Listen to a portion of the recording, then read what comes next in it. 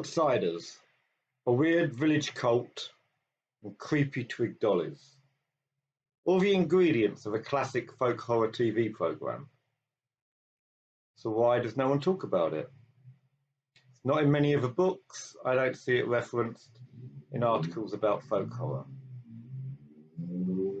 A Place to Die is from season 1 of the Thriller series, episode 7, and it was released in May 1973. That's a full 6 months before the Wicker Man was released in December, in a very limited number of cinemas. Why does this programme seem to have been overlooked?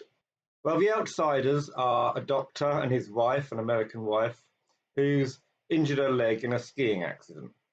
They've come into the village to replace the old doctor who died accidentally by falling down the stairs and breaking his neck. Now the doctor and his wife are welcomed into the village, overly welcomed, you could say. She goes to the shop and they're all giving her little gifts, all giving her little presents. When the housekeeper meets her, she's really excited when she sees that the wife's got a broken leg, that she's limping. And she goes to the shop and tells people she's seen the prophesied one, the prophesied woman. Oh, that's right. She's come among us. Right. She. Her. She's here. The housekeeper also has a niece who's staying there called Jill. And in the first few scenes with Jill, she flirts a bit with the doctor, and you get the sense that she could be playing a Willow-type character from The Wicker Man. Except, of course, The Wicker Man hadn't come out. So a lot of the action happens in the shop. The villagers seem to gather in the shop quite a lot, and they are a pretty weird bunch. The most oddest one is perhaps what we would have called back in the 70s the village idiot. He's mute, and he has to communicate through overacted gestures.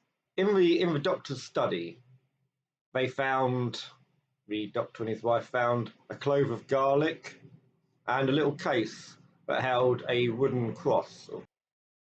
When the wife asks the mute why the old doctor had a garlic and a cross, he gets very agitated. He starts shaking the dresser and doesn't want to answer. So we have this really strong aura of mystery, but the villagers are involved in some sort of cult. There is a talk about the fact they've just arrived before a full moon, the day before Lady Day, which is in March. You and your moon pale, moon gold lady. All the villagers are excited about this. They're talking about the prophesied one, the prophesied woman. You get the clear indication there is a village cult operating in this village.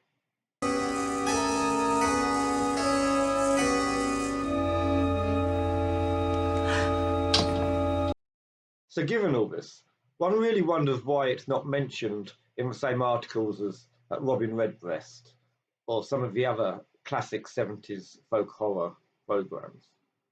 And I can only assume it's because modern audiences have become over familiar with The Wicker Man, and so this now seems to be just following The Wicker Man in its story. But it came before The Wicker Man. When the audiences were watching this, they didn't know about Willow, they didn't know about Lord Summerisle. This was just a creepy, weird going on in a rural village. I think it really does deserve another watch. I think people should embrace this a bit more, go and watch it. There aren't many plot holes. It flows quite nicely. Some of the acting is a little awkward, but yeah, it's a good, powerful story. There's a powerful ending. There's lots going on I haven't talked about because I don't want to do spoilers. But this is, if you like folk horror, and you like that 70s vibe, this is perfect. So